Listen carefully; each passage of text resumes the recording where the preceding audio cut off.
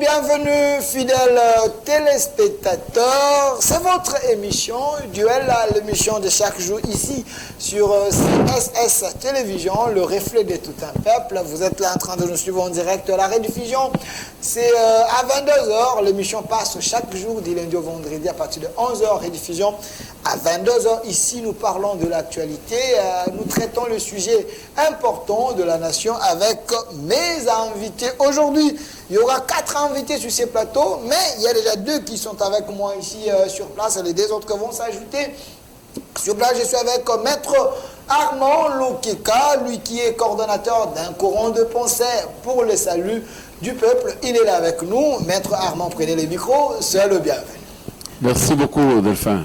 Merci, je suis là pour, comme le devoir et les obligations de l'État nous appellent, de répondre toujours à vos invitations et discuter sur les questions essentielles. Pas de problème. Le public m'oblige souvent de vous inviter. Des fois, je subis des pressions. Hein. Que ce public-là soit réellement conscient, un public conscient pour me lire quand je vais postuler. Pas de problème. Il ne faudrait pas seulement qu'il m'appelle aux médias, mais qu'il soit... Vous serez candidat député Pourquoi tu me réduis en député? Je t'ai déjà dit, il ne faut pas me réduire en député. Ok. Pourquoi pas candidat président de la République? Ok. Oui, c'est clair. Donc, et candidat des orphelins. On va décider, oui, le moment opportun, on va donner le sens. C'est ce que nous attendons sur nos ambitions. Et puis, on va donner notre détermination. Je t'ai dit que si je postule, c'est que je veux me dire je suis candidat des orphelins.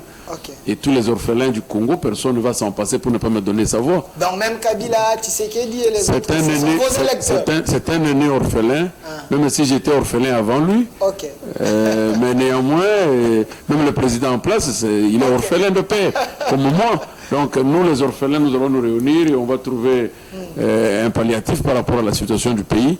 Il est vrai que les dieux nous appartiennent, nous les orphelins. Okay. On va trouver solution. Ce n'est pas encore le moment de campagne. Voilà, merci, c'est pour cette raison qu'on se réserve. Pas de problème, ce n'est pas encore le moment de campagne. Donc vous serez challenger de Faïlou, Noël Tchani, Tshisekedi, Katumbi et les autres. De toute façon, je dirais un mot avant. Comme tu as dit ça, je dirais un mot avant la campagne. Pas de problème. Ouais, on dirait un mot. On est en démocratie. Ce qui est important, les gens vous aiment, les gens vous apprécient, les gens aiment la qualité de vos réflexions. Et une autre RDC possible avec la nouvelle classe politique. Également de l'autre côté, nous avons la présence de M. Jackson Ngamena. Il est de l'URED, Institut des recherches et d'enseignement de la démocratie directe. Il est ici avec nous, URED. M. Jackson, soyez le bienvenu. Oh, merci beaucoup pour l'invitation. Et comme vous m'avez présenté, c'est Jackson Ngamena Moussaba, assistant du DG de l'URED, le prof Paul Kibal, qui est l'initiateur du courant de la démocratie directe. Il est en même temps initiateur et concepteur du courant de la démocratie directe. Donc c'est ça. C'est un nouveau courant. De l'autre côté, nous avons, il est le coordonnateur d'un courant pour le salut du peuple. Pour le salut du peuple, vous, la démocratie directe. Quelle est l'offre nouvelle que vous donnez, vous mettez à la place publique? Avant que les 2 autres arrivent, il y aura la présence de M. Garidiana et également Aristote Ngarimé du PPRD. Alors. Oui, merci beaucoup. Premièrement, d'abord, comme je vous l'ai dit, d'abord, le courant de la démocratie directe, d'abord, c'est des pensées du prof Paul Kibal. En même temps, c'est une vision que nous sommes en train de mettre en place qui va maintenant changer... Poussez le micro. Qui va changer maintenant les systèmes actuels de la démocratie indirecte, que nous allons maintenant instaurer une nouvelle démocratie directe qui va maintenant se placer dans l'ordre mondial. Parce que si vous regardez aujourd'hui au monde, notre politique actuelle, la démocratie, nous sommes plus dans la démocratie indirecte. Et raison pour laquelle, avec cette vision, nous voulons maintenant changer cette démocratie par la nouvelle démocratie directe que nous allons instaurer. L'avantage, c'est quoi si on quitte la démocratie que nous avons pour aller à une autre démocratie? On aimerait bien comprendre. L'avantage, parce que quand je vous ai dit au début, courant de la démocratie directe, d'abord, c'est un système de gouvernement des entités par des porte-parole des entités territoriales, qui est différent avec le système actuel, qui est dirigé par les partis politiques. Parce que dans notre démocratie actuelle, ce n'est pas la population qui exerce le pouvoir, c'est le système des partis politiques. Maintenant, nous voulons maintenant instaurer une nouvelle démocratie directe qui sera maintenant dirigée par des porte-parole des entités territoriales décentralisées ou bien des communautés territoriales. Okay. Voilà. Alors, j'aimerais avoir une réaction directe parce que ça fait du bien, il y a des courants ici. Alors, Monsieur Armand Lokeka, vous êtes coordonnateur d'un nouveau courant de pensée pour les saluts du peuple. Vous avez suivi d'abord l'assistant du DG Paul Kibal. Il est de l'URED. Pensez-vous que cette manière, cette nouvelle manière est séduisante ou cette offre est plus meilleure que la démocratie que nous vivons aujourd'hui? Non, il y a un contraste dans la pensée. Okay. Il y a un peu de l'obscurité dans la pensée. Pour autant que le système démocratique lui-même voudrait qu'il y ait une concurrence loyale et de plusieurs vers un objectif de sauver la vie d'un peuple. C'est-à-dire, soit plusieurs dans le cadre de partis politiques, soit plusieurs dans le cadre d'institutions politiques ou des structures. Alors, le peuple se regroupe toujours autour des structures. En politique, il n'y a pas une démocratie directe à l'entendre parler, c'est écarter les partis politiques pour laisser le peuple responsable d'eux-mêmes au regard du choix de leurs dirigeants dans les entités décentralisées. C'est ce que j'ai entendu. Okay. Mais à ce moment-ci, nous n'allons pas écarter l'option des partis politiques puisque ce peuple-là se regroupe toujours derrière des structures, derrière des idéologies, derrière des pensées, derrière des courants. Vous comprenez? C'est à ce moment-là que ce regroupement, ces structures favorisent l'exercice normal d'une démocratie. J'aurais dû entendre que la démocratie directe prônée par le professeur serait une démocratie qui met d'abord en premier lieu l'homme, le peuple responsable avec les responsables de leur propre structure, l'indépendance d'expression du choix des dirigeants de leur structure. Parce qu'en RDC, la démocratie doit commencer par les partis politiques qui sont des structures représentatives du peuple vers les grandes décisions de la gouvernance. Alors, dans les partis politiques actuels, il n'y a pas d'élection. Vous comprenez? Donnez-moi le logo de la CENI, s'il vous plaît. Si le professeur basait sa pensée au niveau de fond, ça voudrait dire que dans tous les partis politiques, il faudrait qu'on exerce cette expression primaire de la base pour que le peuple soit convaincu du dirigeant qui lui donne le pouvoir pour le représenter dans les institutions, ça allait mieux. Mais le débat demeure à quel niveau? Vous parlez uniquement des entités de base, des entités décentralisées, sans pour autant parler de la nation ou du pouvoir central, ça y a ambiguïté.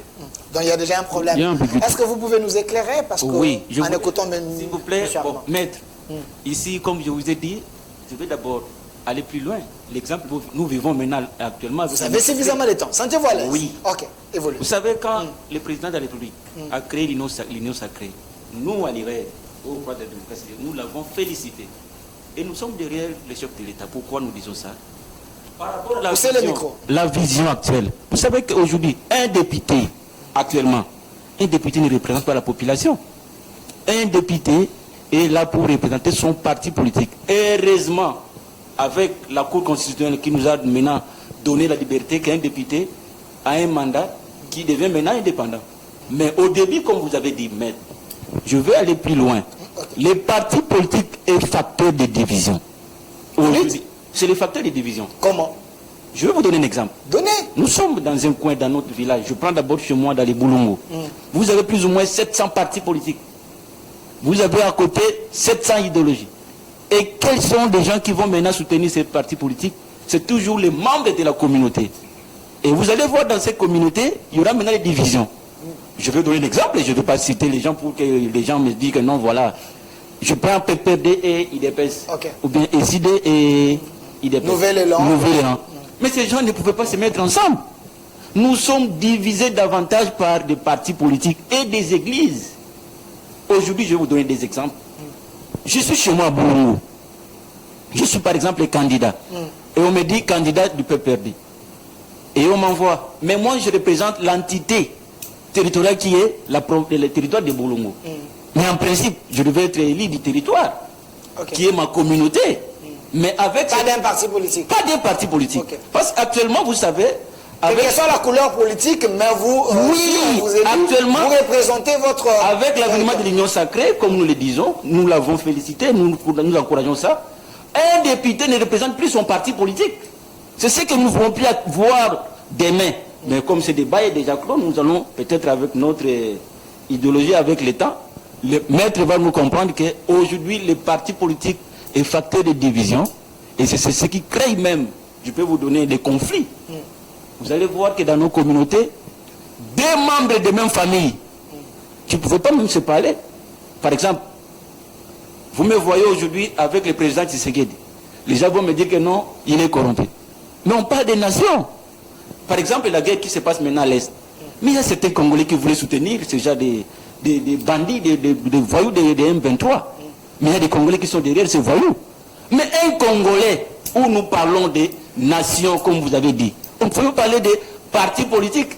Mais aujourd'hui, avec cette nouvelle démocratie, la démocratie actuelle, on ne parlera plus des partis, des nations, mais on parle maintenant des partis politiques, parce que ce sont les partis qui dirigent le pays. Donc, si je comprends bien, l'URED prône le nationalisme.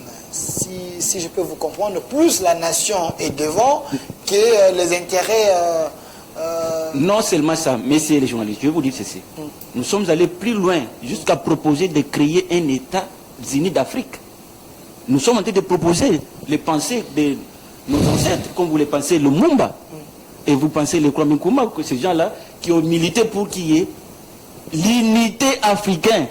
Aujourd'hui, si nous sommes attaqués par les Rwandais, mais ce ne sont pas les Rwandais qui nous attaquent. Ce sont les Occidentaux qui sont derrière les Rwandais. Ça, c'est un autre point. Restons d'abord je vais arriver. Sur les élections. Je voulais dire quoi Je voulais dire quoi par là Vous allez comprendre, maître, qu'avec la démocratie actuelle, la population, nous sommes divisés. Nous sommes d'abord divisés parce que nous sommes divisés de chaque parti politique et nous avons plus de 700. Et allez-y comprendre, il y a 700 partis politiques, combien de conflits? Et je vais vous donner un exemple, maître, pour ne pas monopoliser la parole. Moi, j'étais une fois à la CENI avec le monsieur Kadima, quand il nous a réunis. Le président nous a dit, maintenant, je n'ai pas des ennemis. Mais après la proclamation des résultats, j'aurai plus ou moins plus de 6700 ennemis. Pourquoi? Parce qu'il faut seulement proclamer combien? 500 députés. Mais au finish, vous serez combien de candidats? L'année 2018, ils étaient combien? Plus de 18 000 candidats. Et M. Nanga Corneille, aujourd'hui, il avait combien des ennemis après la publication des résultats? Et vous allez voir encore avec l'actuel président de la CENI, il y aura toujours des ennemis parce que nous avons plusieurs partis politiques. Okay. Et nous voulons maintenant militer pour qu'il y ait les changements, nous transformons maintenant la démocratie indirecte vers la nouvelle démocratie directe. Voilà. La démocratie directe, maître Armand. Le concept, il est bizarre. Voilà. Excusez-moi, on va y entrer. Okay. S'il faut que je veux peut-être faire partie de l'étude de la pensée du professeur. Okay. On aurait dû parler de la démocratie authentique. Okay. Au lieu de dire la démocratie directe, on va parler de l'authenticité d'une démocratie propre à l'RDC, un pays qui égorge plus d'illettrés que de lettrés, puisqu'il y a plus de 86% d'illettrés au Congo, et que la notion de parti politique n'a pas été faite une notion des illettrés. C'est une notion des illuminés, une notion des avertis. Le parti politique, vous comprenez, c'est le parti politique aujourd'hui, vous l'appelez divisionniste, parce que se fait né dans un peuple trop bas. Okay. Vous comprenez? Qui ne font pas réellement de la politique, mais qui font du sentimentalisme politique. Un système qui n'est pas le nôtre. Du sentimentalisme politique. On est plus les gens de Maître Armand que les gens du parti. Vous comprenez? À ce moment-là, on n'est plus dans le parti politique. Moi, j'ai écrit en 3e graduat comme en 2e licence sur l'apport de partis politiques dans une démocratie. Et j'ai pris des temps anciens jusqu'au moment où j'écrivais. Je vous dis, le parti politique n'a pas été une destination d'un peuple comme le nôtre. Vous comprenez? C'est pour cette raison que Mobutu, étant averti, a voulu que ce peuple soit instruit dans un parti unique, qui devrait d'abord le mettre dans un sens d'authenticité, d'unité, donner le sens de la rigueur, et que de nous apporter une démocratie de façade dont les Blancs ont eu une révolution il y a autant de siècles. Ils méritent d'avoir de partis politiques. Il n'y a personne qui est la personne de Macron. Il n'y a personne qui est la personne de Jean-Luc Mélenchon. Mais ce sont des personnes de parti. Mais aujourd'hui au Congo, non, je soutiens, ou je suis la personne de Tshisekedi, je suis la personne... Je suis tshisekediste, je suis lumumbiste, non, ça ce n'est pas le parti. Je suis... Ça c'est une bassesse qui doit être luttée dans des écoles de formation comme le vôtre, dans le courant comme le nôtre. Nous devons sortir les gens de la considération sentimentale politique. Mais nous devons faire de la pure politique, qui est la politique de se considérer lui-même comme joueur. Et c'est moi qui veux marquer et non l'autre. Quand tu te considères comme meilleur joueur, tu trouveras que vous devenez déjà 12 meilleurs joueurs et vous ferez un bon combat. Et quand vous laissez seulement qu'un seul soit devant, en train de vous siffler, vous êtes ces gens, en tout cas, sincèrement, la vie n'est pas. C'est pourquoi je dis, le concept serait peut-être revu un peu. Le Congo doit créer sa propre démocratie. Avec la démocratie occidentale, nous en souffrirons jusqu'au bout et aucun développement, même matériel et politique, ne sera dans ce pays. Alors, là, je vous appuie. Mais il faut revoir le concept pour retourner à une démocratie authentique, puisque nos aïeux, nos ancêtres, nos anciens parents avaient une démocratie dont les Blancs n'ont pas voulu qu'on en maintienne jusqu'au bout. Vous comprenez? C'est ça le problème. Alors, Maître Armand, gardez la parole, parce que le premier sujet d'aujourd'hui, faut-il privilégier les consensus pour avoir les élections apaisées en 2023? Ça, c'est la première question. La deuxième question, ce serait la situation de l'Est, affrontement M23 contre FARDC, la diplomatie est-elle la voie royale ou la guerre? Ça, c'est la deuxième question. Je vous avais déjà envoyé la thématique, je répète. Faut-il privilégier les consensus pour avoir les élections apaisées en 2023? Ça, c'est la première question. Deuxième, la situation de l'Est. Affrontement M23 contre FARDC, la diplomatie est-elle la voie royale ou la guerre? Nous avons ces deux questions qui vont faire l'objet de notre émission, mais restons d'abord sur la première question. Maître, si vous pensez que le concept devait être revu, parler du système authentique, la démocratie authentique de nos ancêtres, ainsi de suite, donc vous affirmez que depuis 1960 jusqu'à aujourd'hui, le Zaïre ou la RDC n'a jamais été un pays démocratique où on n'a jamais vécu la démocratie. Non, non, nous n'avons jamais été un pays démocratique. Et je le dis, la RDC c'est un pays qui se recherche jusqu'à preuve du contraire. Mais quand on dit la République démocratique du Congo... Le concept, c'est comme si tu parlais de la société d'exploitation d'énergie. Au moment où tu n'as même pas encore une batterie. On ne va pas effacer le concept, on ne va pas effacer le substantif. Et quand il faut y travailler. Voilà, c'est maintenant là, on est en recherche. C'est un État en recherche de la démocratie. Vous trouverez aujourd'hui la Chine, c'est un pays qui émerge, un pays qui a une forme de leur propre démocratie. La démocratie chinoise n'a pas le droit de l'homme à l'intérieur. La démocratie chinoise n'a pas la liberté d'expression. Puisque quand vous parlez de la liberté d'expression, vous omettez la rigueur de la loi. Quand vous parlez de... Donc la liberté d'expression affaiblit la rigueur de la loi. Okay. Le droit de l'homme affaiblit l'exécution et la rigueur des dispositions pénales. Qui voudrait que celui qui fait du mal doit être sanctionné. Et la sanction est prévue. Autant si c'était dit qu'il faut te tuer, il faut exécuter pour que ça serve maintenant l'éducation pour les autres qui restent. Ça, ce n'est pas le droit envoyer le monde à une méchanceté. Non. Le droit de l'homme voudrait que les Koulouna te tuent et qu'on ne le tue pas. Ok? Quand vous tuez le Koulouna qui t'a tué, vous avez piétiné le droit de l'homme. Mais le droit de l'homme est envers qui? On l'exerce pas envers un fou ou envers un délinquant, mais on exerce de l'homme sérieux vers un délinquant. Donc, la Chine, le droit de l'homme n'existe pas. Pour autant que tous ces concepts-là sont nés envers le peuple faible. Okay. Ce droit de l'homme n'existe pas aux États-Unis. Puisque tous les Américains qui veulent avoir une arme ont les armes. Quelle est la conception de doter les armes aux Américains? Une manière de se défendre. Voilà. On se défend pour couper les pieds, pour tuer, et quand ça frappe au cœur, tu meurs, n'est-ce pas? C'est la défense. Voilà la défense chez les Américains. C'est-à-dire autoriser aux Américains... Non, mais leur manière de voir la démocratie, peut-être c'est améliorative. Non, je te montre. Parce que là-bas, les États-Unis, c'est un pays là où il y a vraiment la démocratie. Qu'est-ce qu'on attend par la démocratie aux États-Unis? C'est la rigueur. C'est la rigueur. La démocratie, le pouvoir du peuple par les peuples et pour les peuples. Non. C'est la rigueur d'abord en premier lieu. Puisque avant de retourner le pouvoir au peuple, le pouvoir attend quoi de son autorité? La rigueur, la surveillance, veiller et sauvegarder sa valeur. C'est ça le problème de retour. Nous vous donnons le pouvoir, veillez sur nous et contrôle-nous, dont nous avons besoin, sauvegarde notre valeur. C'est ça que nous avons besoin. On parle de valeur sociale. Le peuple n'a besoin que de ça. La valeur d'un Congolais. Parce qu'on sait aujourd'hui que le Congolais ne mange pas bien, le Congolais ne fait que danser, le Congolais ne fait que chanter, le Congolais ne fait que s'habiller. Et voilà la valeur qu'on nous réduit. Alors, est-ce que pouvons-nous aujourd'hui avoir cette valeur-là par ce qui nous représente? Les Congolais ne font que voyager. Est-ce que nos autorités peuvent nous retourner notre valeur? Parce que nous les avons conféré ce mandat. C'est pour vous dire ceci. Le président américain défend l'américain. Le président américain dispose de l'américain à sa sécurité. Dans l'Amérique d'abord et l'Amérique. Voilà, le président américain donne la valeur à l'américain. Et l'américain dit non, celui-là c'est mon président, c'est le meilleur. Mais nous disons ceci. Le Congo se recherche en démocratie. Puisque le Congo est en difficulté de l'homme de valeur. Le Congo est en difficulté d'un homme averti. Le Congo est en difficulté. Là, vous crachez sur le Lumumba? Le Lumumba, les gens ne l'ont même pas compris. Le Lumumba, c'est un illuminé spirituel. Ok. Le Lumumba, c'est un illuminé spirituel. Les gens ne l'ont même pas compris. Jusqu'aujourd'hui, les gens ne comprennent pas même l'hymne national du Congo. Comment vont-ils comprendre le Lumumba?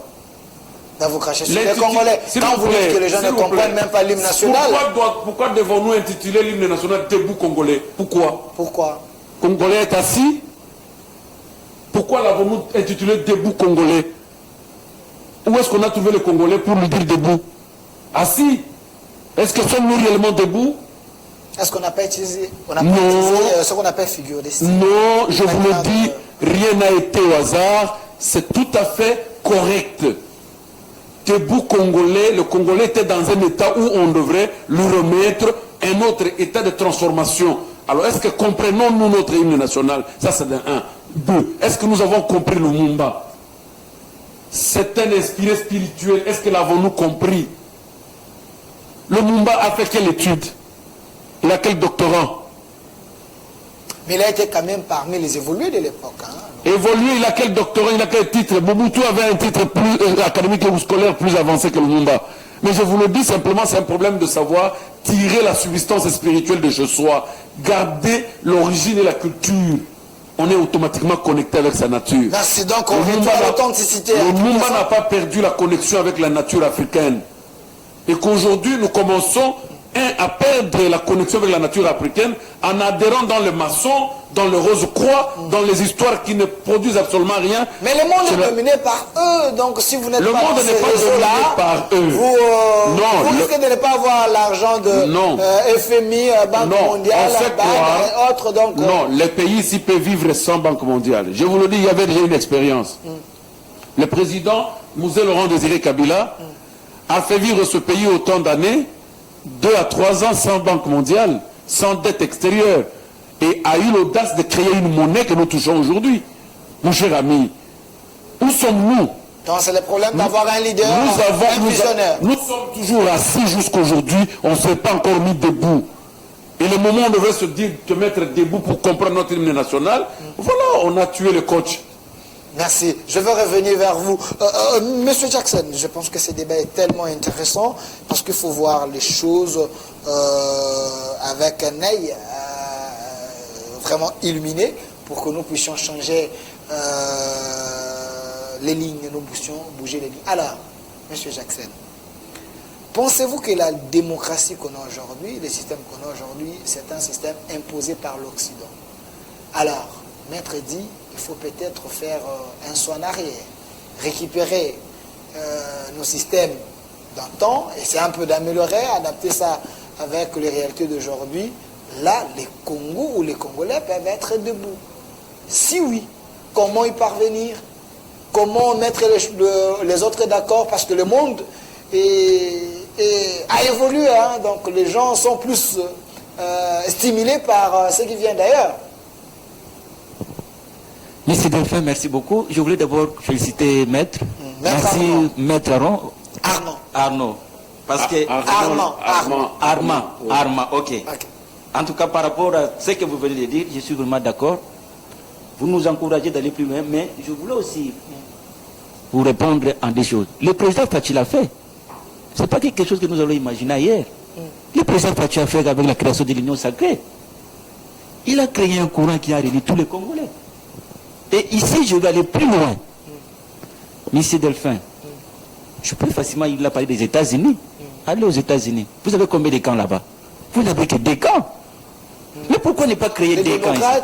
Mais c'est ce que nous voulons dans la nouvelle démocratie directe. Ok. Nous ne voulons plus parler des partis, des multiples de partis. Le président Fatou est venu avec la création de l'Union sacrée. Il nous a dit, les Congolais, venez vous mettre ensemble. Nous Donc on peut avoir l'Union sacrée, on peut aussi avoir la Mouka. On se limite là. C'est pas là où je voulais qu'on crée seulement deux camps. Ok. On crée deux courants. Ok. Soit vous êtes de la démocratie directe, soit vous êtes de la démocratie indirecte. Celui qui est de la démocratie directe, c'est celui qui applique sa vision. Non, pas sa vision, mais la politique occidentale exportée par les Occidentaux. Ok. Contrairement à ce que nous voulons maintenant instaurer dans notre pays. Le président Fatou est venu en 2019. Mais voilà dans quelques années ce qu'il a fait. Et quand il a lancé l'Union sacrée, je ne sais pas si Maître Ama va me contredire. Vous voyez que tous les Congolais se sont mis d'accord. Même ceux qui se disaient... Pas tout, mais la majorité. Mais quand je parle des Congolais, c'est l'instant des Congolais. Okay. Vous allez me parler, il y a ensemble, il y a... Maître n'est pas dans l'Union sacrée. Non, moi je dis par rapport à la création de l'Union sacrée. Il faut m'enlever. Okay. Le président Fatou voulait réunir tous les Congolais et nous les soutenons. Pourquoi? Parce qu'il est venu suivre notre ligne. Nous, à l'ERED, nous disons, évitons de créer des partis, multiples partis. Il faut seulement avoir des courants au Congo. Non seulement en RDC, nous avons créé ça au niveau mondial même. Et nous avons même proposé que nous créions même les États-Unis d'Afrique. Le courant de la démocratie directe, le CODD, l'a proposé dernièrement par rapport à la multitude que nous vivons en Est. Nous avons dit ceci. Si les voisins ne veulent pas nous envoyer parce qu'ils nous voient qu'il y a des recherches, mettons-nous ensemble pour créer les États-Unis d'Afrique. Et là, vous allez voir, il y aura moins de problèmes. Comment se mettre? Parce que la division déjà règne au sein de nous. Les Occidentaux alimentent cette division avec les moyens qu'ils ont. Alors, c'est une mission impossible dans le monde d'aujourd'hui. Je voulais encore répondre au maître. Maître, par rapport aux partis politiques, il y a des problèmes avec nos partis politiques. Je vais vous donner des exemples encore majeurs.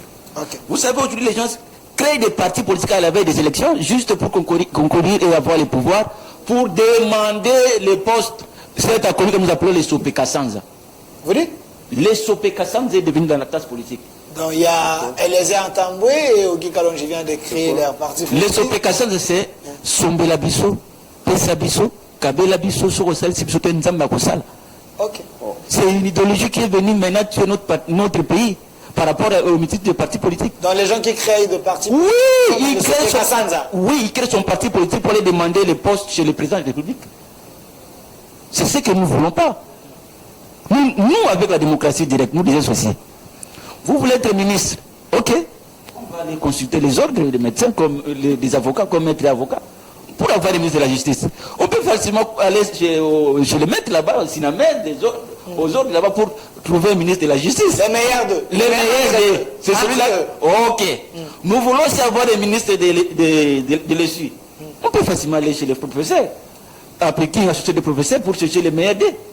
Mais aujourd'hui, pour être ministre, il faut créer un parti politique. Et vous devez avoir des députés pour aller chez le président et on va vous donner un quota de ministres. Mais c'est la logique parce que la Constitution donne ce pouvoir à ceux qui ont plus de la représentativité d'avoir plus de postes ministériels. Si vous pensez qu'il faut mettre votre courant là, votre démocratie directe, sur ces, vous demandez à la nation de changer la Constitution, révision constitutionnelle, ou soit de changer, avoir un autre document qui va conduire la nation? Effectivement, nous le faisons. Nous sommes en train de travailler pour ça. Et nous avons soutenu les chefs de l'État. Quand ils nommaient les mandataires, même les ministres, nous l'avons dit. Les chefs de l'État ne pouvaient plus compter d'aller chercher dans des partis politiques. Il y a des meilleurs dans des sociétés qu'il va peut-être le nommer comme ministre, comme des mandataires. Mais en violant la Constitution. Il n'a pas violé la Constitution. Il n'a pas violé. Parce que les lois il n'a pas. Parce que je veux dire ceci. L'Union sacrée est venue pour libérer le peuple congolais dans l'otage des partis politiques. Ok, je vais revenir vers vous. Alors, Maître Armand, on ouvre la thématique avec vous. C'était juste des questions élémentaires sur vos courants de pensée, espérant que les gens ont à retenir quelque chose. Faut-il privilégier les consensus pour avoir les élections apaisées en 2023? Vous êtes sans ignorer, on a suivi également Martin Fayulu par son secrétaire général de Voski Toko qui a dit il faut qu'on change l'équipe de la CENI, l'équipe Kadima, il faut que les représentants de ce parti politique majeur puissent être dans cette équipe pour veiller que les élections apaisées. Pensez-vous qu'il faut privilégier les consensus? Oui, merci beaucoup, Delphin.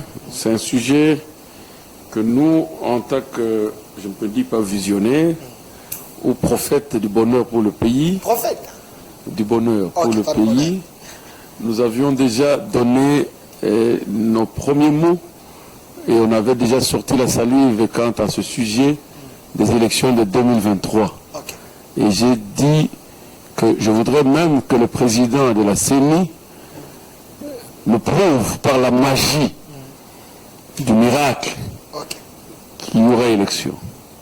Et que moi j'avais dit qu'il n'y aura pas élection en 2023. N'en déplaise à ceux qui ne veulent pas dire vrai, mais le Congo ne marchera pas par hypocrisie. Ok. Le Congo va avancer si tout le monde prend conscience que le pays nous appartient tous. Il n'y aura pas élection en 2023. Et que faut-il faire? Qu'est-ce que nous devons privilégier? Puisque ce sera impérativement une année de turbulence. Pour autant que nous en avons connu avec Kabila. Dans les salons politiques, on n'aime pas ces discours. Hein. Non, nous avons connu. Non, nous prenons. Vous voyez, il ne faut pas qu'on puisse effacer ce que nous venons de traverser. Ok. Nous avons eu ça avec Kabila, il y a eu des marches. Fait le mandat de Kabila, nous avons connu. Qui a fermé les yeux? Qui n'a pas vu les marches? Qui n'a pas vu les turbulences? Qui n'a pas vu la pression? Mais lorsqu'il y a la succession, c'est Non, des choses. non, qu'est-ce qu'on n'a pas vu à la fin du mandat? Non, il faut prévenir. Pourquoi on vaccine? Okay. Il y a non, c'est une épidémie. On dit il y a le vaccin. Et en notre science, nous disons que non, sociologiquement, socialement, il faut vacciner, il faut préparer psychologiquement le peuple. Que le peuple ne se surprenne, qu'on ne le surprenne pas. Il peut y arriver qu'on n'ait pas élection. Qu'est-ce que nous allons faire? Et moi, je ne dis pas même il peut y arriver. Donnons la photo des candidats. Il n'y aura pas élection en 2023. Techniquement, c'est impossible. Comment c'est impossible? J'aimerais que vous puissiez nous dire. Il ne faut pas faire vos incantations. J'aimerais que vous puissiez nous donner. Nous avons 348 jours qui nous séparent de l'appel du corps électoral. Nous avons un problème technique par rapport aux équipements pour enrôler le nouveau majeur ou, en termes, revoir le fichier électoral.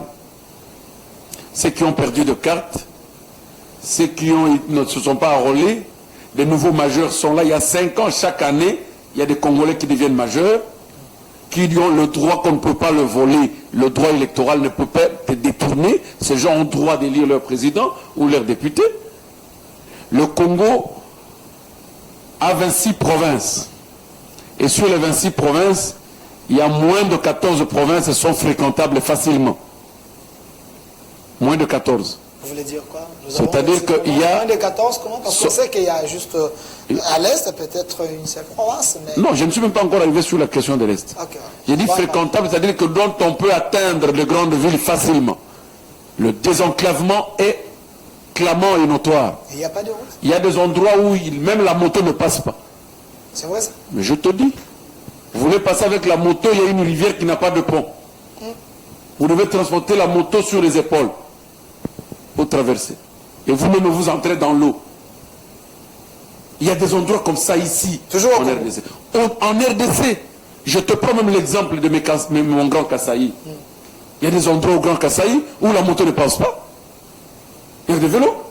Et même le vélo, quand tu arrives à la rivière, là, il faut que tu transportes ton vélo pour traverser la rivière. Il faut trouver le mécanisme de faire participer ces gens aux élections.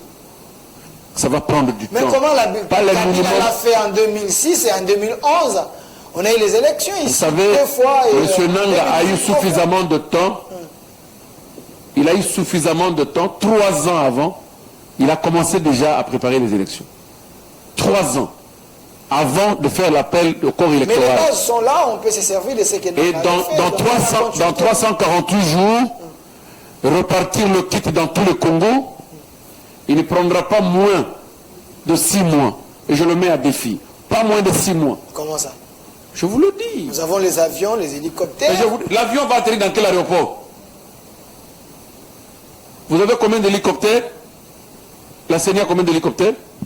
Même le Congo lui-même, il a combien d'hélicoptères? Nanga avait utilisé la MONUSCO. Et les camions de force. Et les camions de l'armée. Et de l'armée. Hein. Vous comprenez? Pour faire parvenir même le kit dans les environs de la capitale et des provinces qui sont ici environnantes. Et à que dire les provinces qui sont chez nous? L'armée qui se trouve chez moi au Sankoura, combien de véhicules? Mais j'ai l'impression que c'est comme si vous voyez que c'est notre première expérience, mais ce n'est pas la première. Le problème c'est du temps. Vous avez suffisamment l'expérience? Non, le problème c'est le temps. Monsieur Kadima n'a pas le temps. Monsieur Kadima ici n'a pas le temps pour amener les Congolais aux élections en 2023. Il n'a pas ce temps-là. C'est ce qu'il vous a dit ou bien de deux. C'est ce que vous pensez? Le 5, je donne le calcul moins simple. Okay. 5 mois pour repartir le kit dans tout le Congo. L'enrôlement lui-même va prendre combien de temps? Prenons encore 5 à 4 mois pour enrôler. Ça fait déjà combien? Nous sommes déjà à 9 mois. Et dans les 2 mois ou les 3 mois qui restent, nous avons élection. Vous êtes sûr? Les bulletins vont être imprimés comment? Parce qu'il faut récolter les candidatures, il faut les envoyer dans les maisons d'impression, il faut que ces bulletins retournent, il faut amener les urnes. Ça va être fait quand? Non, réellement, nous devons privilégier quelque chose. Le consensus. Nous devons privilégier quelque chose. Le consensus, puisque nous ne voulons pas que le Congo brûle. Et on n'acceptera pas que le Congo brûle à cause d'une élection. Ok. Je veux rêver. Donc, nous devons privilégier le consensus avec comme pensée de privilégier les arguments d'une nouvelle classe politique. Ça, c'est très important. Les mêmes personnes, je rejoins mon ami, il a appelé les Congolais qui ont rejoint l'Union sacrée, qui n'existe que dans la pensée du chef de l'État. Moi, je soutiens Félix comme mon président, mais je ne suis pas dans l'Union sacrée. Puisque la vraie pensée, la compréhension de l'Union sacrée ne reste que dans sa philosophie lui-même. Il n'y a aucun document officiellement qui fait exister la structure. Donc elle n'existe pas, cette structure-là. Mais c'est un état d'esprit, parce que nous voyons les bâtis, les caméras. C'est de l'aventurisme politique. Pourquoi? Et tout, ils sont dans l'Union sacrée. Non, c'est de l'aventurisme politique. Pourquoi je le dis? Vous ne pouvez pas vous dire que je suis porte-parole de l'Union sacrée. L'Union sacrée qui n'existe pas sur un document. Parce qu'on peut faire l'Union sacrée aujourd'hui, on rédige sans mettre le poste de porte-parole. Maintenant, comment vous êtes devenu porte-parole sans test? Vous comprenez? C'est de l'aventurisme politique. Okay. Le président n'a jamais nommé quelqu'un que tu es président de l'Union sacrée. Sinon, il aurait donné un document, ne fût-ce que le draft, que voici le poste. Mais les chefs de regroupement, c'est qui ont plus de représentation. Maintenant, c'est le problème sur lequel le président a voulu faire une majorité parlementaire qui lui appartient. Cette majorité parlementaire que M. Kabila avait auparavant, il fallait le bousculer pour qu'il ait une majorité parlementaire qui lui donne confiance avec son gouvernement. Vous comprenez? C'est une majorité parlementaire. Cette union sacrée n'est qu'au sein du Parlement afin que ça puisse donner une connotation d'un regroupement de députés. Merci, je vais revenir vers une structure politique dont moi qui ne suis pas député, je puisse prévaloir le droit d'y être. Merci, c'est une majorité parlementaire. Merci, maître Armand. Que le président a voulu donner ce nom-là. Merci, maître Armand Lokeka. Je précise que vous êtes le coordonnateur d'un courant de pensée pour les saluts du peuple. Ce qui concerne la population générale vous dérange. Alors, de l'autre côté, nous avons la présence de M. Jackson Ngamena, vous êtes de l'URED, Institut de recherche et d'enseignement de la démocratie directe. Monsieur Kadima, qui est ici derrière nous, nous rassure et dit qu'il y aura élection. Maître Armand dit les l'inquiétude plutôt s'installe, il n'y aura pas élection. Il a peint un tableau ici un peu sombre. Pensez-vous qu'il y aurait élection ou soit il faut privilégier les dialogues? Oui, merci beaucoup, M. Delphin. Ici, je vais juste répondre pour confirmer. Parce que ici, je veux parler avec des dates précises. Pas de problème. Moi qui vous parle, M. Jackson Ngamena, assistant du DG de l'IRED. Paul Kibale. Oui. Et initiateur du courant de la démocratie directe. J'étais invité. Je vous donne des dates. Merci. Le 16 novembre 2022, je suis allé représenter le prof Paul Kibale au niveau de l'Assemblée nationale, dans la salle des spectacles, où il y a eu concertation entre les parties prenantes aux élections. Ok. Ça, je vais vous confirmer qu'il y a élection. Ça, c'est la première date. Qui sont apaisés. Oui, je voulais juste demander à Maître de se calmer un peu, Ok. qu'il y aura élection en 2023. Donnez-nous des dates. Moi, j'étais avec M. Kadima dans la salle. M. Kadima nous a dit, il a confirmé. Ça, c'était le 16. Vous allez donner des propositions. Il nous a donné sa feuille de route. Et il y a des participants, des mandataires des partis politiques qui ont répondu aux questions posées. Et ils ont même fait des recommandations. Mais M. Kadima est allé avec toutes ces recommandations. Il nous a invités encore le 24 octobre 2022, toujours dans la même place. Salle de spectacle du Parlement. Le monsieur nous a confirmé, le président de la CENI, il nous a confirmé, il a dit qu'il y aura élection. Il nous a donné la cartographie qu'il a fait par rapport aux opérations des bureaux de vote. On a identifié les différents bureaux et ils ont même créé encore des bureaux pour permettre aux électeurs de ne pas encore faire de long parcours comme ça se faisait à l'époque. Ok, on a ajouté. On a ajouté.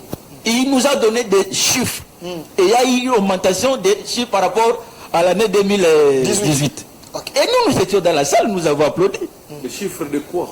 Les chiffres des bureaux de vote. Ok. Et il a même fait ça. Il nous a Le bureau ajouté. Ok.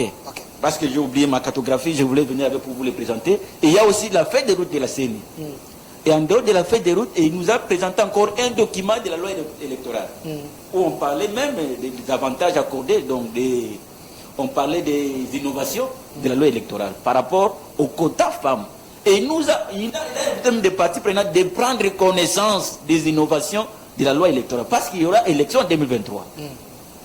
Deuxièmement, M. Kadima nous a donné des estimations des électeurs qu'on va enrôler en 2023. 23. Et il est clair, il a même annoncé, dernièrement les vendredis passés, moi je n'étais pas là, parce que j'avais d'autres occupations, il a annoncé officiellement le début de l'enrôlement des électeurs. Okay. Mais maître, il y aura élection en 2023. Le maître est déconnecté de l'actualité. Il est totalement déconnecté de l'actualité. Les avancées. Parce que le vendredi passé, M. Kadima est allé... Ça commence quand? Le 16 novembre. Non, au mois de décembre. Ce n'est plus le mois de novembre. Décembre. Ok. Il a promis de publier le calendrier électoral avant la fin du mois de novembre. Mais les enrôlements proprement dit commencent au mois de décembre. Donc avant décembre, on va déjà avoir le calendrier qui va prévoir maintenant l'enrôlement des électeurs. Et il a même prévu des bureaux de vote et des nombres d'enrôlés. J'ai oublié même ici, c'est plus de 40 900 quelques enrôlés que nous allons maintenant avoir en 2023. Okay. Donc c'est pour vous confirmer, maître, s'il faut se préparer pour les élections, je vais vous demander d'aller se préparer.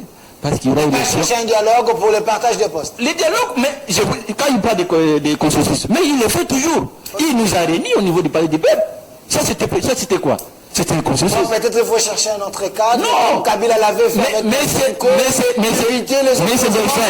Delphin. Je vais vous donner deux exemples. Okay. Par rapport aux questions posées dans la salle. Quand nous étions à la réunion avec le président Kadima. Mais il y a des gens qui l'ont dit, vous démissionnez. Okay. Et il était clair. M. Kadima a répondu en deux mots. Il a dit ceci. Moi, je prends mon stylo. Vous me demandez de quitter la CENI maintenant. Et vous voulez avoir les élections? D'abord, pour constituer ce bureau, ça nous a pris combien de temps? Et ces gens qui veulent maintenant que le monsieur, notre président actuel de la CENI, quitte là où il est, pour aller où? Et la personne qui va le remplacer, ça va prendre combien de mois? Il parle de moi, maintenant il faut me compter des années. Il a été clair, il a dit ceci. Chers amis, mandataires des partis politiques, je vous demande d'aller se préparer parce qu'il y a élection en 2023. Tous ces gens qui cherchent comment que les messieurs puissent démissionner, ce sont des gens qui sont là pour des postes. Okay. Ils cherchent maintenant un dialogue pour camoufler parce qu'ils... Oui. Alors, et nous sommes derrière les chefs de l'État. Nous avons dit au président de la République, allons aux élections. Ceux qui se prétendent dire qu'ils ont la majorité, ils vont aller aux élections pour aller prouver de quoi ils sont capables. Aller chercher un dialogue pour aller partager des postes et avoir des postes pour faire un peu des entrées financières. Non, ça nous ne le voulons pas. Alors, et je voulais clôturer pour dire ceci. Maître, la CENI fait le travail. Maintenant où je vous parle, il y a des kits d'enrôlement déjà qui sont en train d'arriver ici au Congo. Ok. qui sont en train d'arriver au Congo. Je vous On vous donne des réponses à vos questions. Je vous donne des éléments. Je voudrais que ça soit retenu. Le rapporteur, Ça arrive au Congo. l'honorable Patricia Seya, Ok. elle a fait quand même quelques jours au niveau de Séoul. Là-bas. Il est allé pour superviser et acquisitionner tous ces matériels pour l'enrôlement qui débute au mois d'octobre de décembre. Félicitations. Et ça, je vous encourage de vous dire que si vous voulez être candidat, allez sensibiliser les électeurs parce qu'il y a... Surtout candidat président de la République. Surtout candidat président de la République. Il faut déjà aller le faire parce qu'il y aura élection en 2023. Merci. Alors, Maître Armand, les soucis, c'est d'avoir les élections. Vous avez les éléments de réponse ici qui vous a rassuré. Peut-être que je ne sais pas si vous êtes rassuré. Non, moi j'aimerais dire... Par rapport à la date. Alors, est-ce la classe politique en général, est-ce que vous êtes prête pour aller aux élections ou vous voyez qu'il faut encore chercher C'est d'autres tout voies? le jour qu'un politicien doit être prêt pour les élections. C'est tout le jour. Mais Ce n'est apparemment, pas c'est un le- appel. Apparemment, c'est comme si ce n'est pas le cas avec la classe Non, politique ce n'est pas congolaise. un appel. Mais simplement que les élections au Congo sont des élections de calcul. C'est pourquoi ça devient un problème d'appel. On ne peut pas m'appeler aux élections, non. Je suis prêt à tout temps pour aller aux élections. Mais je voudrais dire à mon frère, Ok. quand nous disons nous soutenons le chef de l'État, il y a ceux qui soutiennent le chef, mais il y a ceux qui sont avec le chef. Il y a une nuance. Il y a une nuance très importante. Ok. Vous soutenez le chef, mais vous n'amenez rien de contributif. Mais c'est ça, l'URED a proposé. Non, je vais vous dire. Ok. Parce qu'il faudrait qu'on soit lucide et qu'on puisse avoir des raisonnements qui accompagnent en réalité en titre de contribution dans le projet de société du chef de l'État. Vous parlez que les quitte, là où c'est tout à Séoul, ça commence à venir au Congo. Aujourd'hui, nous sommes le 27 octobre. Que pour qu'un conteneur quitte Séoul, arriver au Congo, c'est 45 jours, le minimum. Et qu'au mois de décembre, il y aura un enrôlement. Donc, nous prenons, si on a embarqué ça aujourd'hui, donc le conteneur sera ici le 5 décembre. Et si c'était avant? Non, ce n'est pas un seul conteneur. Ceux qui étaient venus avant sont déjà venus. Puisqu'il m'a dit c'est déjà en train de venir. Ok. Alors, je parle au moment où je parle ici. Ok.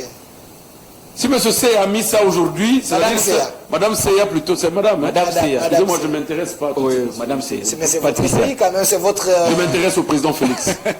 c'est votre CENI. Je m'intéresse au Vous président êtes Félix. candidat aux élections, mais Je vous... m'intéresse. Si je Vous veux ne le vous connaître, intéressez même si pas. je veux le connaître, ça risque d'être une corruption morale. Et je ne veux même pas qu'il me connaisse. Ok, pas de problème. Qu'il me découvre simplement dans mes fers. Alors, je dis, le 5 décembre, un conteneur va arriver. C'est le même conteneur qu'on doit conduire vers mon Sankourou natal. Ok? Je prends l'exemple. Technique. Le conteneur doit être dédouané, doit quitter Mwanda ou Boma ou Matadi jusqu'à Kinshasa. 10 jours minimum. Déchargement, mettre dans le truc, 10 jours. Le 15 décembre. Pour prendre ce conteneur, le faire arriver au Sankourou avec tous les kits qu'il faut, nous devons prendre 3 semaines dans l'eau. Si c'est par avion, oui, il faut prendre un Antonov qui va descendre dans quel aéroport? Il faut prendre combien d'affrètements? Au moins 5 affrètements. On peut supposer dans une semaine. Il faut repartir cela dans tous les nouveaux bureaux. Là, on vous a présenté les nouveaux bureaux. Ça va prendre chez moi, je te parle de chez moi, ça va prendre moins de mois. Ça ne peut pas prendre moins de mois. Pour toucher tous les Sankourous. Je vous le dis vrai. Pour toucher tous les Sankourous, même avec vos nouveaux bureaux, ça ne prendra pas moins d'un mois. On est déjà au mois de janvier. Mon cher ami. Ça, je quitte de là parce que je dis Mais toutes ces techniquement. questions, maître, vous pensez que la CENI n'a pas eu à réfléchir? Monsieur Kadima n'a pas le pouvoir de dire qu'il n'y aura pas élection. Et il ne le dira pas. Si vous attendez de sa bouche... Donc vous êtes un prophète des S'il mains. vous plaît, non, je le dis en âme et conscience. Et je voudrais que mes frères congolais qui m'écoutent avec sincérité et ne me créez pas d'ennui inutilement. Et ne m'en voulez pas sincèrement. Non, ça devrait aller. Je suis né quelqu'un de sens de vérité. Pas de problème. Monsieur Kadim ne vous dira jamais qu'il n'y aura pas élection. Et le peuple doit être vacciné au préalable. Quand il n'y aura pas élection, qu'est-ce qu'on va faire? est-ce que nous sommes appelés à entrer dans la rue? Qu'est-ce que la rue nous donne comme solution, à part les morts, à part des blessés, à part des destructions? Qui va construire ce pays si on détruit? Donc, en réfléchissant... Deuxième élément, l'élément de sécurité. Ok. C'est un élément majeur que M. Nanga, M. Kadima n'a pas le pouvoir de vous en parler, parce que ça ne relève pas de sa compétence. Il y a le ministre de l'Intérieur. Voilà. Assez lourd. Il y a le sujet de la sécurité, le sujet de la guerre, d'agression, qui sont des sujets très nécessaires pour la tenue des élections 2023. Au moment où je parle avec toi, le sang coule à l'est du pays. Ça, c'est un autre sujet, on va en parler. Alors, c'est un autre sujet. je démontre la difficulté de la tenue. Si un territoire congolais tombe, automatiquement le Congo n'est plus complet. Mais Kabila l'a fait en 2018. Nous avons un président, mais il n'était pas élu dans toutes les provinces. Non. Il n'était pas élu il y a... Non, c'est une situation qui est arrivée après que l'enrôlement ait déjà été fait. Il y avait la situation d'Ebola et autres. Donc le chef de Non, l'État qui est ici, il y a un coin de la République, il n'avait pas élu. Non, non. Mais il est quand même président. Non, le président était élu, mais c'est le nombre de députés nationaux et provinciaux qu'on n'a pas eu de pu récolter quelque chose. Le président était élu dans toute la République. Ok, merci. Vous comprenez? Merci. Et la loi électorale ne donne pas lieu à une circonscription divisée pour le chef de l'État. S'il y a eu une telle jurisprudence pendant Kabila, soyons sérieux, c'est pas tout le monde qui est content du résultat. Pourquoi aujourd'hui nous avons des camps, comme lui voudrait parler de la Mouka et la fameuse Union sacrée? Pourquoi il y a des camps? C'est suite à tout ce barbarisme qui s'est perpétré dans les élections de 2018. Alors, merci. Alors est-ce qu'allons-nous copier ce système de Kabila à aujourd'hui? Merci. Le changement que j'entends du président Félix, ceux qui ne copient pas de ce qui avait été fait en 2018, qui nous amène de bonnes élections. Les élections apaisées. Alors, monsieur Jackson, vous avez suivi. Qu'est-ce que vous voulez ajouter par rapport à ce qu'il a dit? Il n'est pas totalement apaisé. Oui, maître. Ici, d'abord, je voulais vous répondre par rapport à la contribution que vous parlez au chef de l'État. Vous soutenez la vision ou bien vous avez parlé de soutien ou bien il faut Vous êtes avec le chef ou vous le soutenez? Ok. Par exemple, ceux qui sont aujourd'hui autour de lui, ils sont avec lui. Merci beaucoup. Mais il ne contribue rien. Merci beaucoup. Je vais vous confirmer pour la toute dernière fois, et ça je ne veux plus revenir. L'IRED et les courants de la démocratie directe Soutient le chef. je suis clair. Nous l'avons même. Et aujourd'hui, les Congolais, il y a un nom que nous avons donné au président de la République.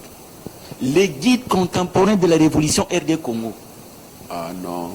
Et pourquoi nous le disons? Nous sommes derrière les chefs de l'État pour ne pas les flatter. Ok. Et à la fin, je vais vous donner la lettre que nous avons écrite au chef de l'État. Ok. Et l'IRED a écrit officiellement au chef de l'État pour nous soutenir et apporter tout ce qui est comme contribution et proposition. Parce que, qu'est-ce que nous voulons dire par là? Les chefs ont réuni les Congolais et ils voulaient nous mettre tous ensemble. Et nous, à l'IRED, au courant de la démocratie directe, nous disons il faut avoir des camps. Et maintenant, nous avons des propositions que nous avons faites au chef de l'État, que nous sommes là derrière pour soutenir sa vision de l'union sacrée. Et ça, c'est quelque chose que nous ne pouvons pas encore dire que non, il faut... Nous sommes derrière le chef de l'État par rapport à sa vision de la création de l'union sacrée. De mettre tous les Congolais ensemble. Deuxième question. Est-ce qu'on peut réagir? Moi, je voudrais... S'il vous plaît, maître, s'il vous plaît, vous me laissez un peu parler. Ok, ça va. Deuxièmement, vous me parlez de 45 jours. Moi, je vous ai dit, le 24 octobre, moi, j'étais dans la salle de spectacle du Parlement.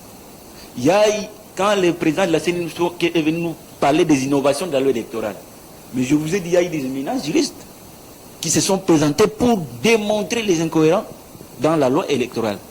Et je vous dis, des experts de la CENI, je vais citer son directeur de cabinet, qui est maître Bonzassis, je parle le nom peut-être oublié, mais je vous dis, le maître est venu nous mettre tous d'accord sur certains principes. Tout ce que les gens voyaient que c'est flou, noir, rouge. Et quand le maître est venu pour nous expliquer en tant qu'expert de la CENI, tous dans la salle, nous nous sommes dit, bravo. Et la CENI va gagner. Et il va réussir à organiser les élections. Vous me parlez de 45 jours, 3 semaines. Moi, je ne suis pas expert à la CENI. Si vous voulez engager ce débat, Je vais vous inviter, que vous cherchez même des experts, 3 à la problème, je vais les inviter. Ok. Pas de problème. Qui va peut-être démontrer. Mais moi, ce que je dis à Maître, c'est par rapport aux explications récits de la bouche autorisée. Donc vous êtes convaincu, je suis convaincu, par rapport aux explications que Maître n'a pas suffisamment les informations, donc il y aura les éléments. J'ai la feuille de route avec moi. Mais ce Kadima nous a confirmé, il a dit, il y aura des... Il dit que M. Kadima ne le dira jamais. Il n'est pas que vous dites qu'il y aura élection. Deuxièmement, aspect sécuritaire, Maître très dit. Ouais. Maître, je voulais conclure par là, parce que nous allons encore aborder ces points. Ici, je ne voulais pas aller plus loin. Sur cet aspect, ce n'est pas M. Kadima. Le président de la République lui-même, il a dit qu'il y aura élection en 2023. Merci. Une réaction directe avant que nous puissions prendre la publicité. J'aimerais d'abord revenir sur la contribution de votre courant auprès du chef de l'État. Il est permis à tout Congolais d'écrire au chef de l'État. Il est permis, constitutionnellement garanti. Et que le chef est obligé de répondre dans le délai imparti par la Constitution. Donc la correspondance adressée au chef de l'État n'est pas un soutien. N'est pas un soutien.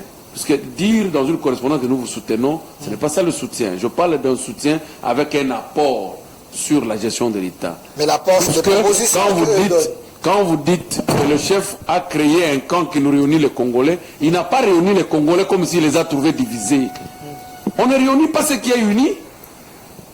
Les Congolais sont unis, c'est pourquoi il est chef.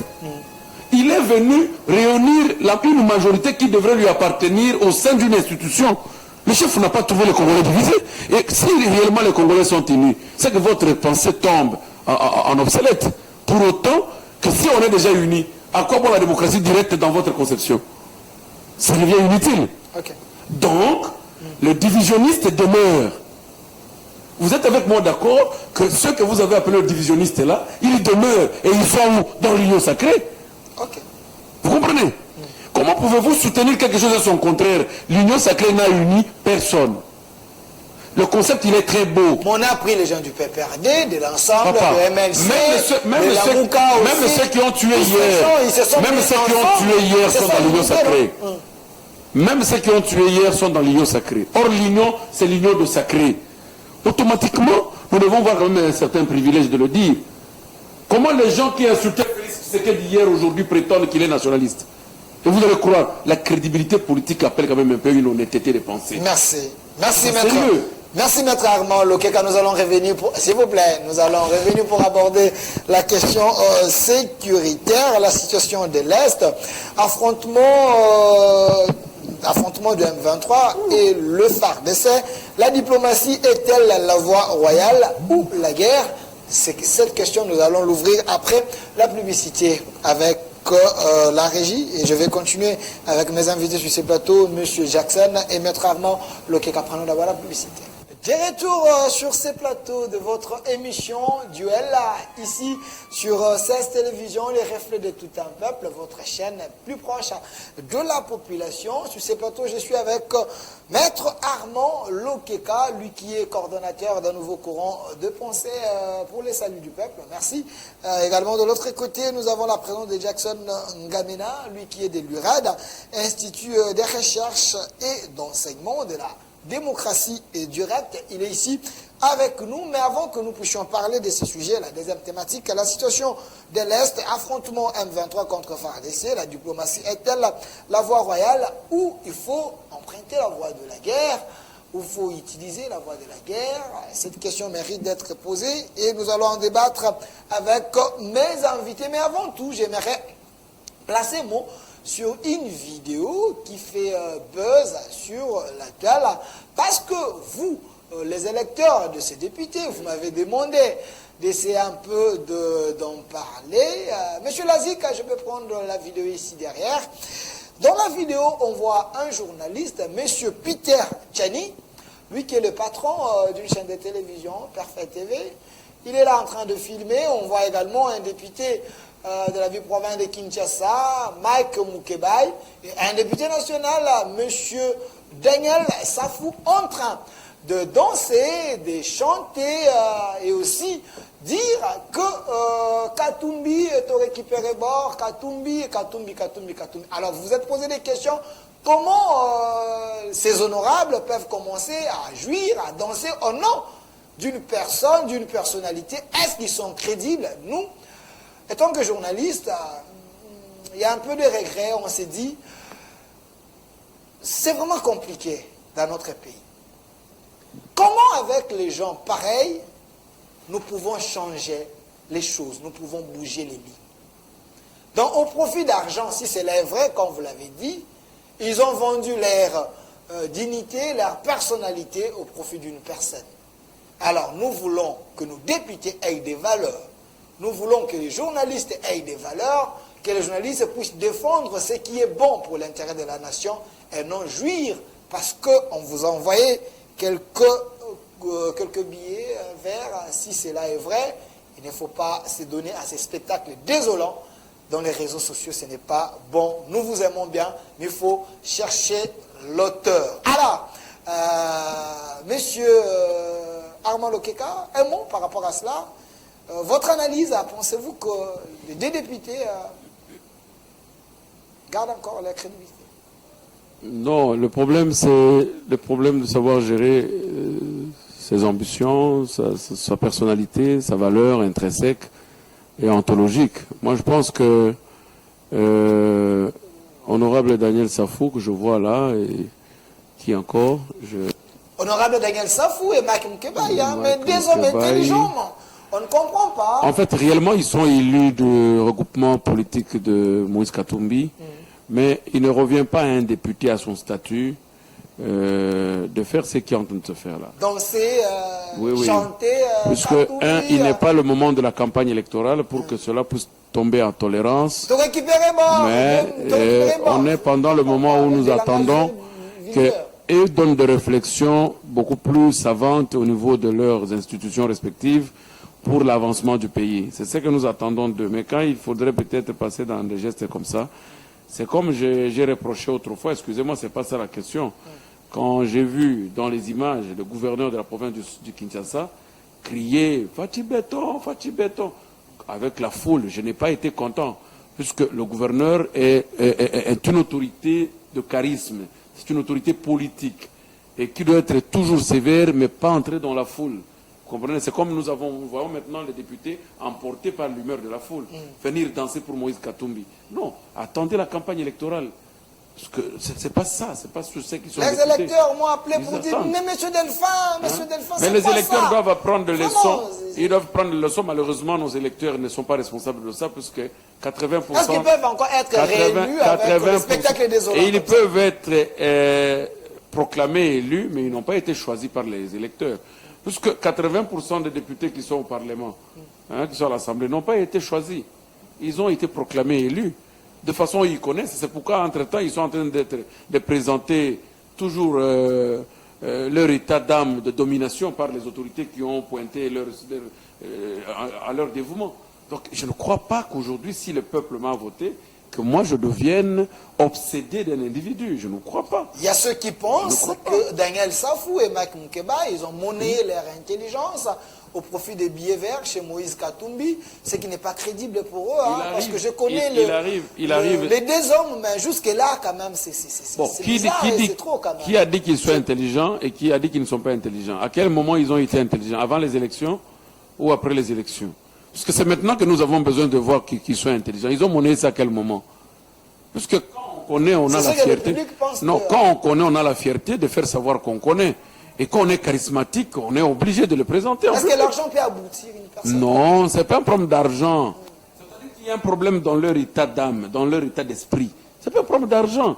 Un député national qui est payé 21 000 $ le mois, peut-il aller danser pour 5 000 $? Non, ce n'est pas un problème d'argent, mais c'est un problème d'état d'esprit. On dit que Moïse Katumbi a même acheté des partis politiques, les partis mallettes, il a acheté... Tout le monde achète. Non, ne parlons pas seulement que Moïse qui a acheté, tout le monde achète. On reproche aussi le président de la République d'avoir acheté les députés par des jeeps.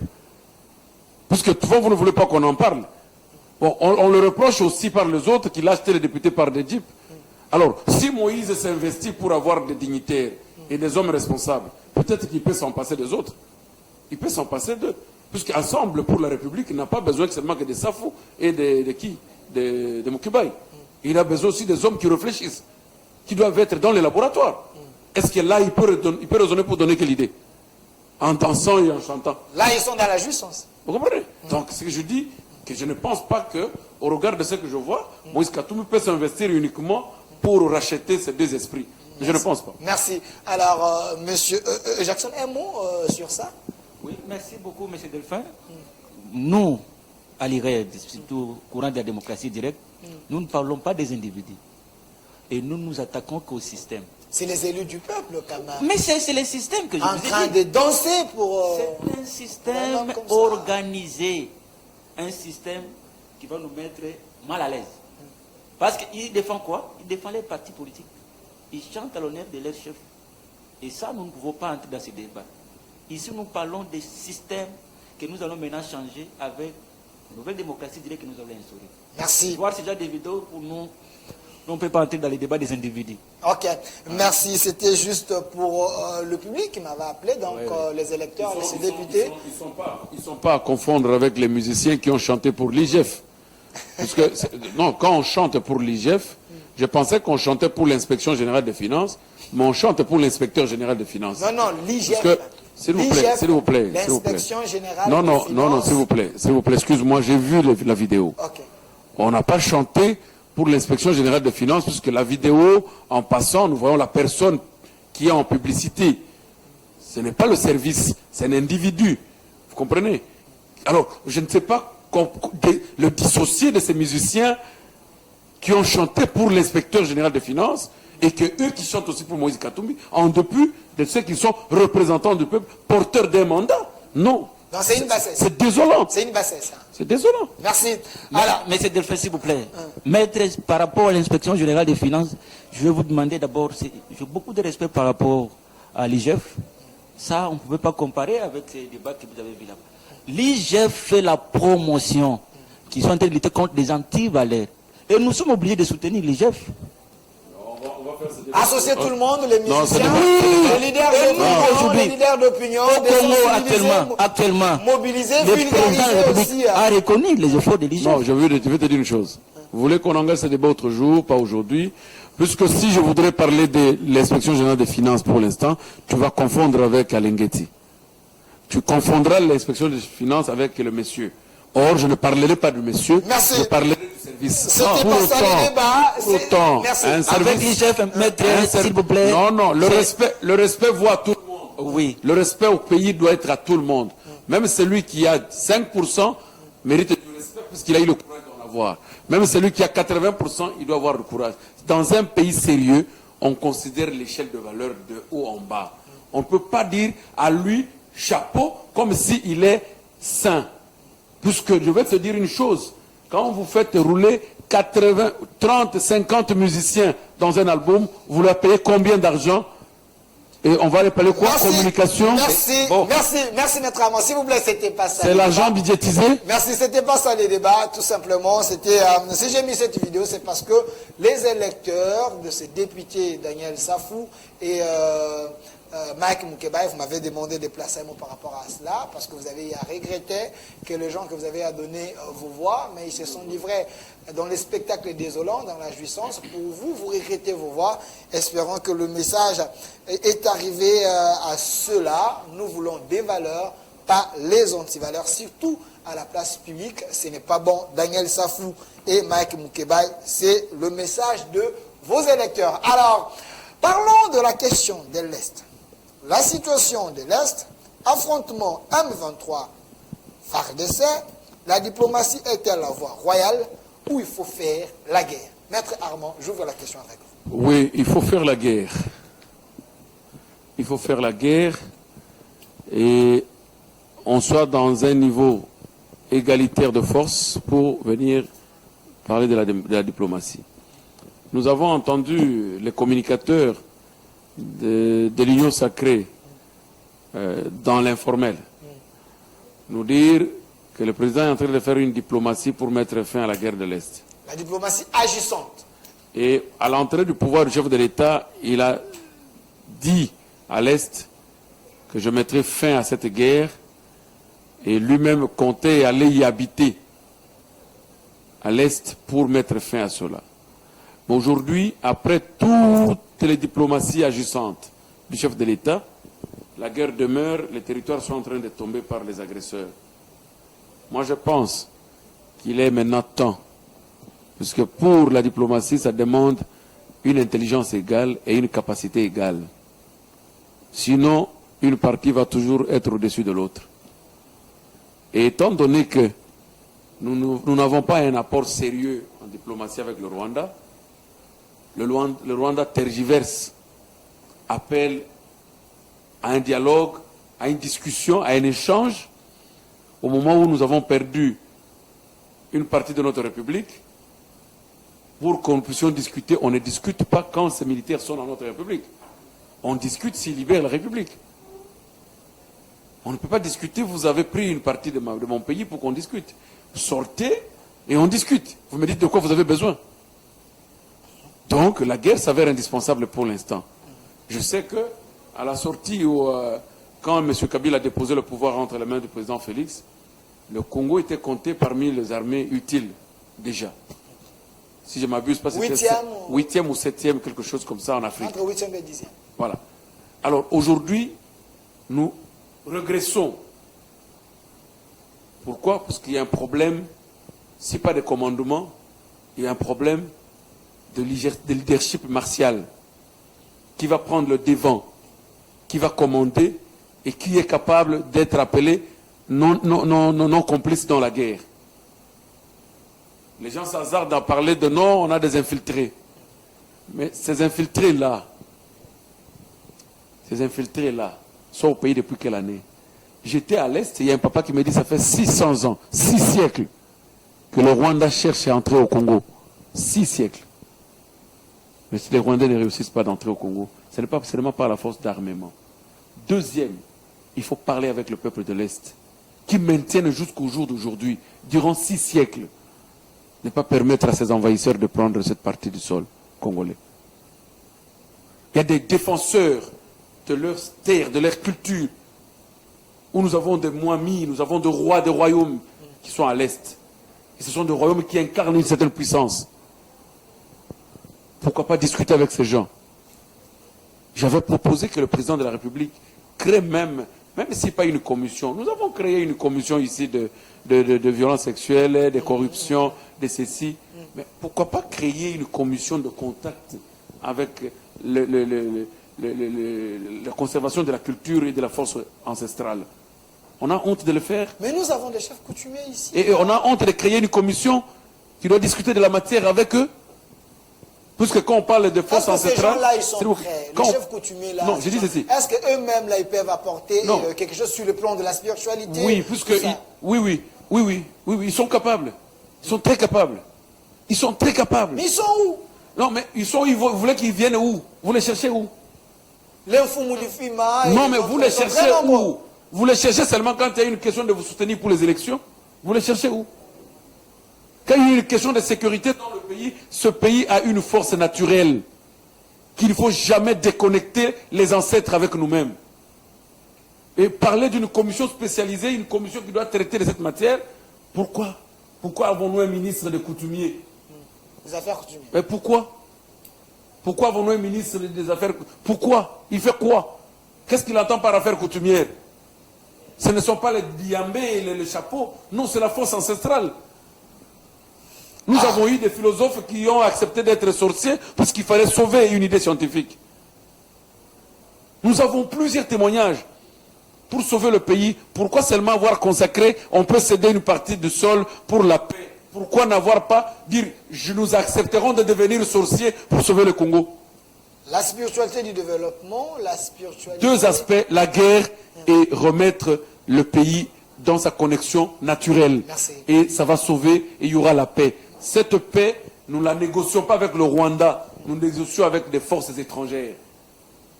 Parce que si le secrétaire général des Nations Unies vous dit que l'M23 a un armement plus lourd, sophistiqué, que la MONUSCO, qui représente les Nations Unies, c'est-à-dire que nous n'avons pas une guerre avec le Rwanda, nous avons une guerre avec une autre puissance. Et chez nous, nous dirons qu'au Congo, cet armement lourd-là ne peut pas opérer. Et nous sommes capables que ces armes-là s'éteignent. Les dire c'est et tombent bon, en mais panne. aller dans l'application c'est plus mieux. Le chef Alors, de l'État, il est le premier sorcier de ce pays. Merci, merci. Il est le premier Alors, traditionnel de ce pays. merci, Il doit en tenir compte. merci, Monsieur Jackson. Monsieur Jackson, je pose également cette question. Oui, nous voulons qu'on mette ensemble toutes les énergies possibles pour sauver l'Est, même associer le ministre des Affaires coutumières avec son groupe.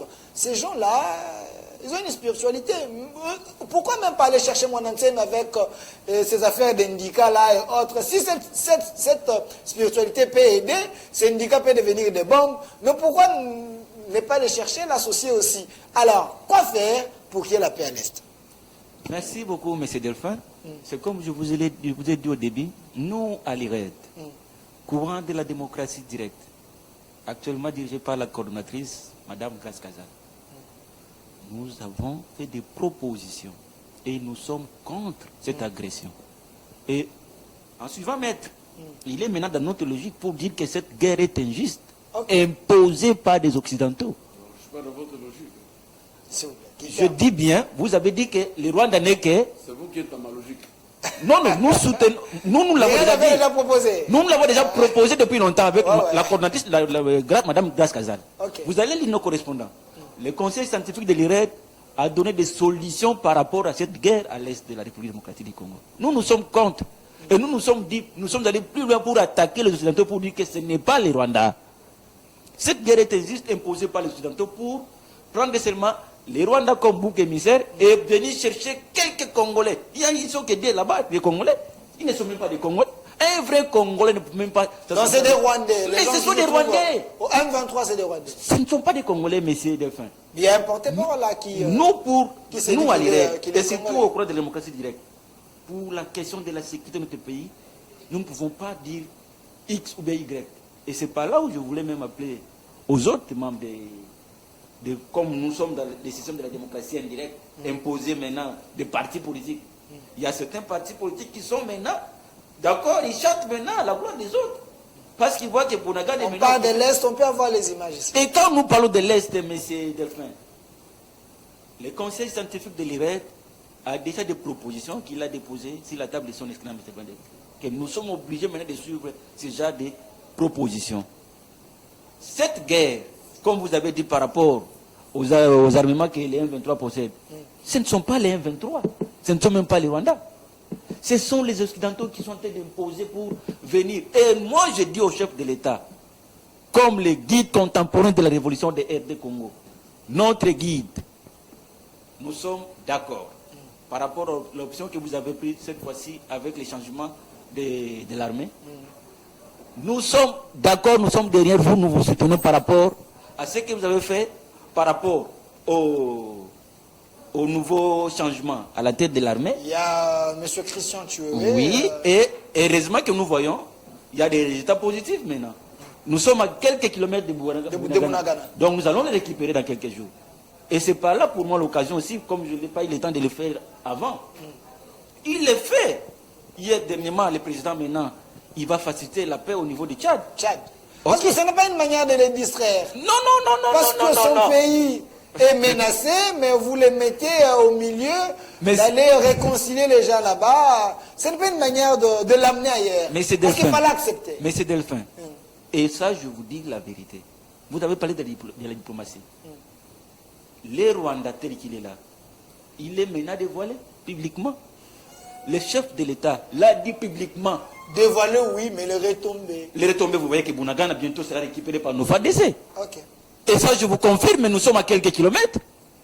Et ils sont à des bandades, maître, je vous confirme. Je n'entre pas dans les secrets de l'armée. Ah, ok. Et ça, nous sommes obligés de soutenir nos FADC. Et nous, à l'IRED, courant de la démocratie directe, nous sommes derrière les chefs de l'État. Merci. Et nous soutenons notre armée. Nous allons combattre jusqu'à la victoire finale. Et Bunagana sera Merci. de notre côté. Merci, c'est également votre mot de la fin. Alors, Maître Armand, je vous donne le mot de la fin. On retient quoi? Notre armée... Notre armée, c'est une armée forte. C'est une armée mais consciente, infiltrée. nationaliste, une armée réellement patriotique. Puisque si vous regardez la vie que mène l'armée congolaise et la vie que mène l'armée rwandaise, est diamétralement très loin séparée, même dans l'aisance. Vous comprenez? Notre armée, c'est une armée qui aime réellement le pays. Le patriotisme se fait entendre, se fait sentir. On a quand même ajouté un peu de moyens sur les budgets de l'armée. On a ajouté... Quand vous parlez... Non, Tika.